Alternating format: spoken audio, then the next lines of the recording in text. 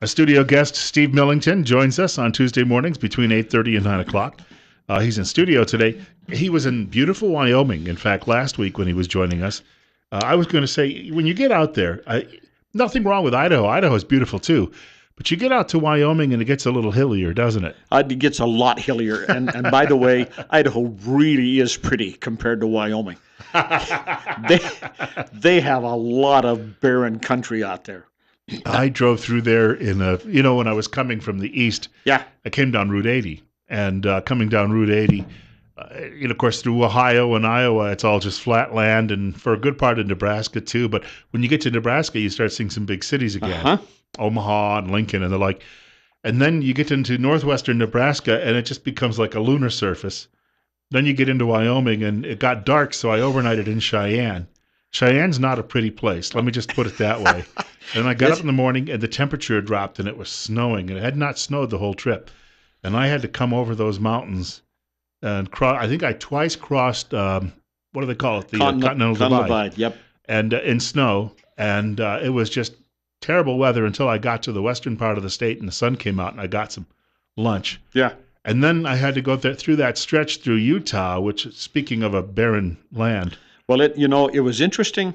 Idaho isn't too bad. We have reasonable topography, and you get into Jackson Hole. We go up over Teton Pass and into Jackson, and go north to Moran Junction, and then go west over to Dubois and Riverton. It isn't too bad until you get close to Dubois, and then it just turns into desert, high mountain desert. Togany Pass is 9,600 feet, and Dubois is about 6,200 feet. Riverton is 48 or 900. But the weather was great. We had beautiful, nice, warm days. We did have some rain one day, which was interesting. Normally, we get snow out there. I was going to say it would take a Republican to make a living out in that part of the country. And there are a lot of them there, and they have some concerns these days. You see, we got this little agreement from the Secretary of the Interior, Sally Jewell. Mm-hmm. We are not going to list the sage-grouse as an endangered species. Technically, we're not going to list it. That's the key thing to remember. We're not going to list that animal as an endangered species. However, and it's the however clause that's got everybody wound up so tight they can't even catch their breath. The independent oil and gas producers in Wyoming is pitching a fit. Governor Otter is filing a lawsuit in a federal court. David Leroy, I think that's the right name, former Attorney General in Idaho, says it's the worst land grab in recent history.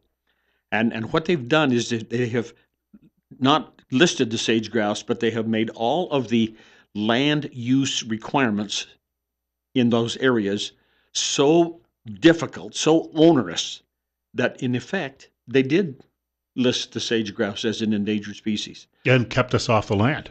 And that's the key thing. It'll keep more of us off the land than anybody yet has to figure out. One of the editorials I read over there in the local newspaper said, this is great, we have the sage-grouse deal. However, the oil and gas producers may not survive. And in that area, Fremont County of Wyoming, now Wyoming has 40% of the total sage-grouse population in the lower 48. And Fremont County has at least 25% of those. So they have a huge population of sage, but they also have a huge population of oil and gas exploration and production. You see lots and lots of oil wells as you drive out through there. They're not right on the road, but you can see them out on the horizon. Which is why there's the big refinery in Sinclair. That's exactly right. That's where all that stuff goes. You can see the big, I call them crude oil haulers, hauling the oil to the pipeline destination points where they can unload into the pipelines. But the economy in those area of Wyoming, Casper, Riverton, Lander, that Thermopolis, that whole area is on hold because nobody knows for sure what they're going to do, and it's just got them scared to death, and that's why Otter filed his lawsuit. It will cripple not immediately, but over an extended 5 to 10 year period of time, it was just going to cripple the usage of federal lands in the state of Idaho. And that's what they want anyway. They just want us, I don't know what the heck they want us to do. How do we survive here when we got 65 or 68% of our total land mass is federally owned and controlled? Give us a break. I was going to say this is why elections matter, because if you had a Mitt Romney as president, you'd have a different Interior Secretary and likely a very different approach that would be willing to work more with the states. The thing that's interesting is that Governor Otter set forth a really comprehensive task force, and they spent a lot of time working on this, and they adopted some of the ideas from the task force as regarding the sage-grouse, but then they undermined the whole cockeyed thing, cut the legs off of everybody with these difficult land use situations. That's just going to be out of sight, just out of sight. 8:38. Steve Millington joining us in studio.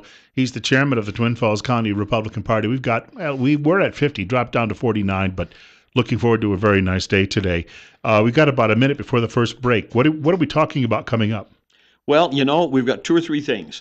CNBC is going to have a presidential debate. I think it's next week, if I remember right. And they're trying to figure out who do we put on stage and who do we exclude. That'll be interesting. Now, this morning, there are all kinds of sound bites being batted around that Joe Biden might consider Elizabeth Warren as a running mate. Holy cow. That scares me to death. Jesus Christmas. And then there's always the issue in Idaho, the 2016 legislature. We're starting to see some potential issues starting to surface, getting some traction, getting some noise among the legislature and the media. What are those going to be, and how well are they going to be received? We've got more coming up with Steve Millington on Top Story. Bill Colley with you as well on News Radio 1310 KLIX and newsradio1310.com. You can stick around. In fact, when Steve's here, he always warms things up. Steve Millington is our guest in studio. He's the chairman of the Twin Falls County Republican Party. We do talk about serious things when we're in the middle of the break, though. Bill Colley with you as well on News Radio 1310 KLIX and newsradio1310.com. And Steve was sharing with me a quick story about how this new change at McDonald's. Yes. Where you can actually go get breakfast all day long. All day long. While we were in Wyoming, we took each of the grandkids to lunch during their lunch hour at school. And just kind of a special thing, Nana and Papa took them to lunch. And we went to McDonald's. Where do you want to go? It's your choice. Let's go to McDonald's. So, okay, fine. And I looked up and down, and it said, we now serve breakfast. And I said, is this for real? And they said, absolutely. And here's our menu right here. And I said, well, I'll have this and this. And poof, there it was, breakfast. And it was good, real good. Now the line at the drive-thru will snake around all day long. The drive-thru line was huge, and they're not too far away from the local high school there, so there was a lot of, But I noticed when I got my breakfast during the lunch hour, when I finished and looked around, there was 3 or 4 other people there that had the breakfast menu. And I thought, well, now this is a really good marketing idea on the part of McDonald's. And I think the local McDonald's here in the Magic Valley all service that same menu idea. And I got to admit, it was pretty good. I would bet that here in the Magic Valley, these locations, you're going to be talking about millions of eggs, because Fox had a figure this morning. And it's double digit in the billions of eggs that they serve every year because the name, you say McMuffin, everyone knows what you're talking about. That's right. And they probably copyrighted that name. I'm sure they did, trademarked it at least. But you can go to any convenience store in the mornings, and they will have their, quote, McMuffin.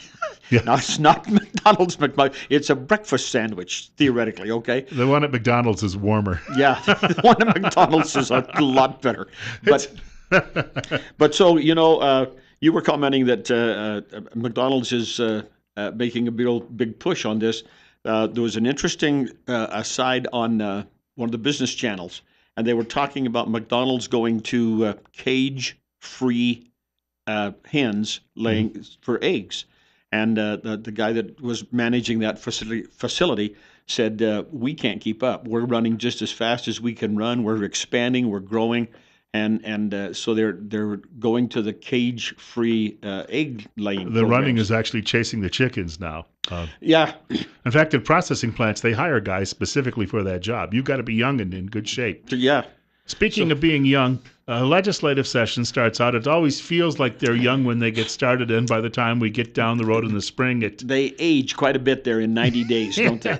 We've got a lot of news already coming out about 2016 in Idaho. There's quite a few items that seem to be surfacing that are going to demand some attention. One of them, obviously, is the continued funding for Planned Parenthood. And Brent Crane, the assistant majority leader in the House, had an article in the Idaho Statesman, either over the weekend or yesterday, and then he said it's obviously going to have some attention when it gets to the legislative session, and as well it should. Now, there's all kinds of controversies on this thing, but when you look at the videos that have surfaced on these atrocities, you have to say to yourself, we don't need to be funding Planned Parenthood. We can send this money to women's health clinics and get the same things done. And you know, we say that Planned Parenthood has money for mammograms and pap smears and all these things. Well, they just refer the people to medical clinics to have that stuff done. So let's bypass them altogether and send them to the medical clinics and get those procedures completed. Medical people have to do them anyway. I was going to say the governor. He's not too hyped on that. He's backing up a little bit. He had said he wasn't going to try to block funding, but if he got some support among legislators, do you think that he would then say, "I'll do it"? I don't know. I doubt that he would veto that kind of a bill. I really do. I doubt that he would veto it if it made it through both houses of the legislature. So it'll be interesting to see how much interest and how much action the legislature is actually able to get accomplished when they start looking at that come January. No, in Arkansas, they blocked that. And yesterday a judge came out and said she requested that they continue Medicare payments for 3 women who brought some sort of a lawsuit. But even in the judge's ruling, she said she will not stop the state from blocking the funding. She just said, but in the case of these 3 women, it's a very narrow ruling that the state has to pay for it. So it's already, these things, if they pass, are certainly going to end up in court at some point. They are going to end up in court, but it appears that, at least in some of these more conservative areas, that the will of the people is going to survive, which is interesting. Steve Millington is our guest this morning on Top Story with Bill Colley on News Radio 1310 KLIX and newsradio1310.com. It's 50 coming up on 8:49, and if you'd like to reach Steve while he's in the studio, 736-0300. He's the chairman of the Twin Falls County Republican Party, joining us on Tuesday mornings between 8:30 and 9 o'clock. You mentioned this Biden business. Here's a guy, a buddy of mine's calling him Hamlet because he can't make up his mind. I think he has. He's just waiting to mention what it is. I think perhaps he has made up his mind also. The Elizabeth Warren thing really kind of is an odd twist in this whole thing. I was looking at a poll this morning, and Hillary was at like 35, and Bernie Sanders was high 20s, and Joe Biden, an unannounced individual, was running in the mid 20s. And I thought to myself, if everybody gets a bump in the polls once the formal announcement is made. If he's holding off, I don't know what for, but let's assume that he finally makes his announcement by the end of October. He could easily overtake Bernie Sanders and make a real dent in Hillary Clinton. And the Hillary Clinton thing. Wow. Yeah, she is in some serious trouble. We could have some real fun with that thing. If I find it challenging to get my head around, if that was any Republican that was facing those kinds of accusations, founded or unfounded, those kinds of accusations and that kind of grief, the media would have absolutely destroyed them. But here we are with all of these unanswered questions and the innuendos and everything, and she's still running way ahead of anyone else in the Democrat Party. I don't know. We have a caller joining us. And of course, as I said, if you'd like to reach the program this morning, it's 736-0300. And you're on the air on Top Story with our guest, Steve Millington. Yes, in the end, it's always about winning and our side winning. And when 50% of the Christian community didn't vote, and that 54 million or whatever, Yeah.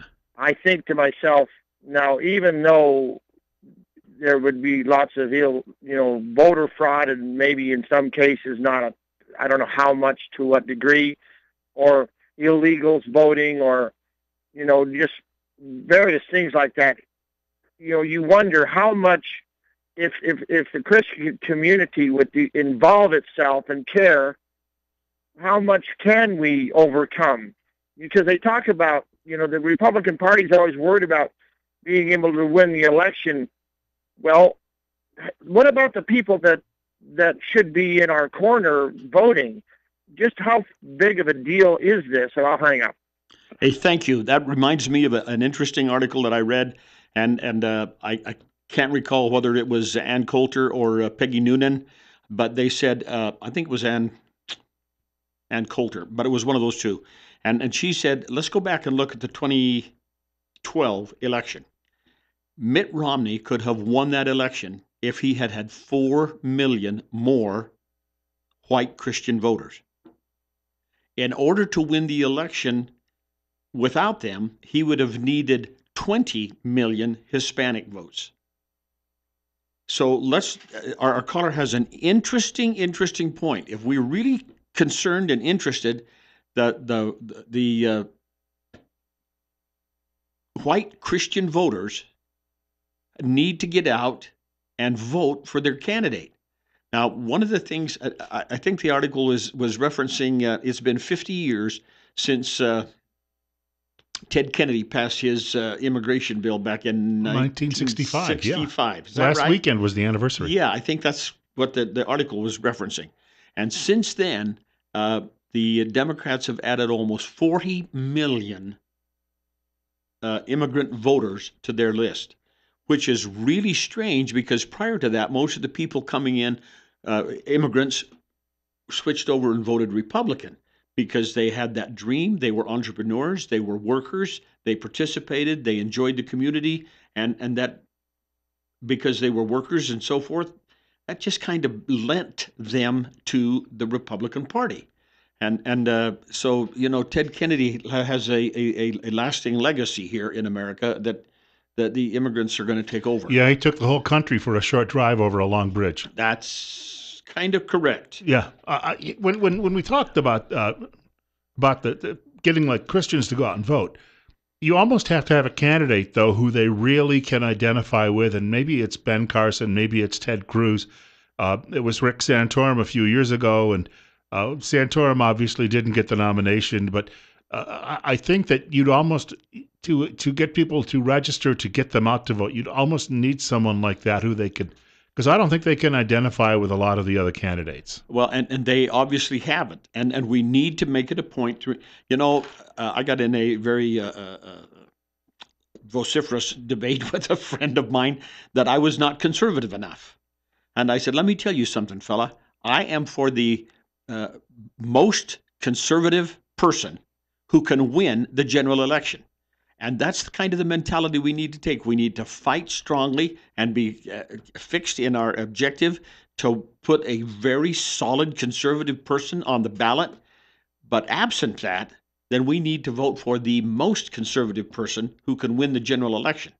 And it may not be our preference or our first choice, but we'd better begin to think about what are the really awful consequences. You bring that up. That's a good point to be made, because even though I don't have any love for Jeb Bush or John Kasich, when it comes to selecting or nominating a Supreme Court justice, I think that they would, and you never know with the justices, sometimes they turn out otherwise, but I think that at least in that situation, Bush or Kasich would select somebody that would appeal to me.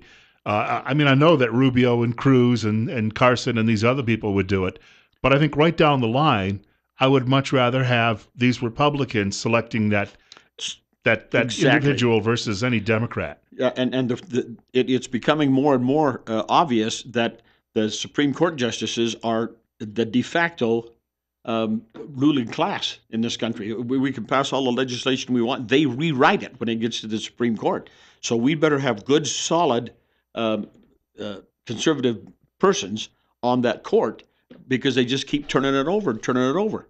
It's just ridiculous. They're meant to just, is it constitutional? Yes or no? Never mind rewriting the rule book. If it isn't constitutional, send it back to the legislative body and tell them you did a bad job. Do it over again. We didn't get to everything on your list. We got about a minute and a half. Oh, man. The CNBC debate next week. They're struggling. They have lowered the threshold. They now say anybody that has a 3% polling level is going to be invited on the stage. Well, that lets a lot of people off. Gilmore has 0 in the polling.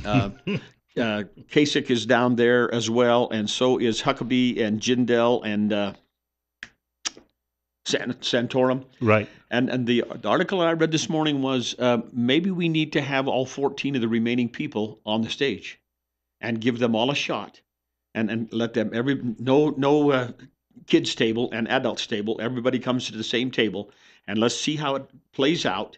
And then we will just let the polling numbers determine who rises to the top. I think you could just draw straws and just do 7 and 7 and back to back. And that was the other option that they made was let's just have 2 debates, half of them on this show and half of them on this one, and the questions must be identical to both groups of people.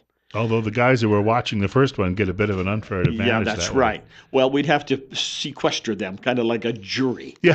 So that they couldn't participate or have access to like a game show. Yeah, like a game show. That's right.